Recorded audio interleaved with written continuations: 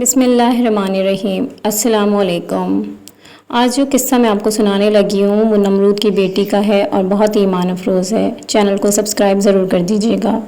کہا جاتا ہے نمرود کی ایک بیٹی تھی جس کا نام رحیمہ تھا، لیکن اسے ربا کے نام سے پکارا جاتا تھا۔ جب نمرود نے حضرت ابراہیم علیہ السلام کو آگ میں پھینکا تو اس وقت وہ لڑکی اوپر محل پر سے یہ منظر دیکھ رہی تھی۔ جب ابراہیم علیہ السلام کو آگ میں نماز ادا کرتے ہوئے دیکھا اور آپ کے ارد گرد بہت سارے گلاب کے پودوں، پانی اور درختوں کو دیکھا جن پر پرندے چہچہا رہے تھے تو دل میں کہنے لگی کہ میرا باپ تو کچھ بھی نہیں ہے، قدرت، عزت اور بادشاہی تو اللہ رب العالمین کی ہے جو ابراہیم کا رب ہے۔ میرا والد تو جھوٹا اور عاجز ہے، آدمی کو ہلاک کرنے پر قادر نہیں۔ وہ یہ سوچتی اکیلی ہی اپنے محل سے نکلی اور اس آگ کے قریب آ گئی۔ اس نے باہر سے حضرت ابراہیم علیہ السلام کو پکارا، اے ابراہیم، کیا آپ کے علاوہ بھی کوئی آپ کے رب کی بارگاہ میں اجازت پا سکتا ہے؟ آپ نے فرمایا، ہاں، وہ شخص جس کا دل میرے رب کے لیے خالص ہو، تو آگ میں اس کا حال بھی اسی طرح ہوگا جس طرح میرا حال ہے۔ اس نے کہا کہ میں چاہتی ہوں کہ تمہارے رب کے ساتھ صلح کر لوں۔ آپ علیہ السلام نے فرمایا، تو پھر آگ میں داخل ہو جاؤ۔ اس نے آگ میں داخل ہونا چاہا لیکن ڈر گئی۔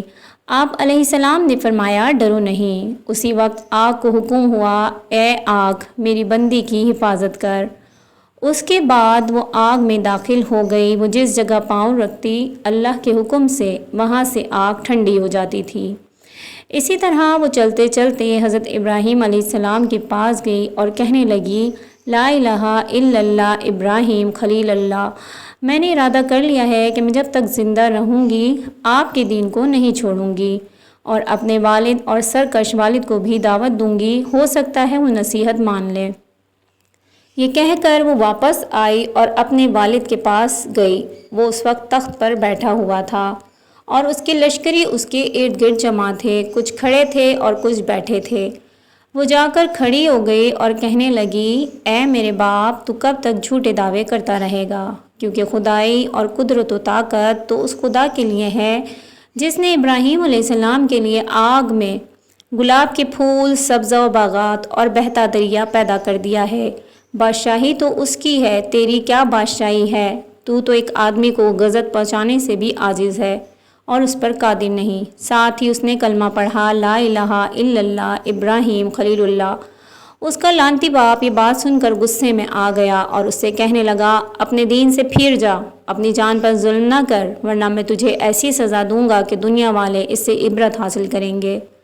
اس نے کہا، میں دین حق کو ہرگز نہیں چھوڑوں گی اور نہ ہی اپنے رب کی نافرمانی کروں گی، تو جو چاہے کر لے۔ اس نے سن کر اپنے کارندوں کو حکم دیا تو انہوں نے اس کے کپڑے اتار دیے اور اسے پیٹنا شروع کر دیا، لیکن وہ اپنے دین سے نہ پھری۔ پھر نمرود نے اس کے دونوں ہاتھ کاٹ دینے کا حکم دیا تو اس کے کارندوں نے اس کے دونوں ہاتھ کاٹ دیے، لیکن اس اللہ کی بندی نے اف تک بھی نہ کی۔ پھر نمرود نے اسے مختلف سزائیں دی لیکن وہ اپنے دین پر ڈٹی رہی، حتیٰ کہ اللہ تعالیٰ نے ایک فرشتے کو وحی فرمائی کہ وہ جنت میں جائے اور وہاں سے اعلیٰ پوشاک لے کر اس کے پاس جائے۔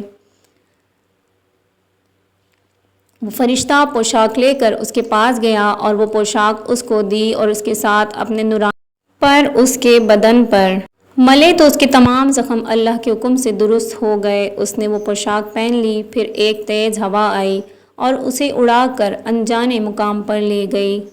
اس کے بارے میں اللہ تعالیٰ بہتر جانتا ہے۔ امید ہے آپ کو آج کا واقعہ اچھا لگا ہوگا۔ چینل کو سبسکرائب کر دیجیے گا، ویڈیو کو لائک اور شیئر ضرور کیجیے گا۔ انشاءاللہ جلد ملاقات ہوگی۔ اللہ حافظ۔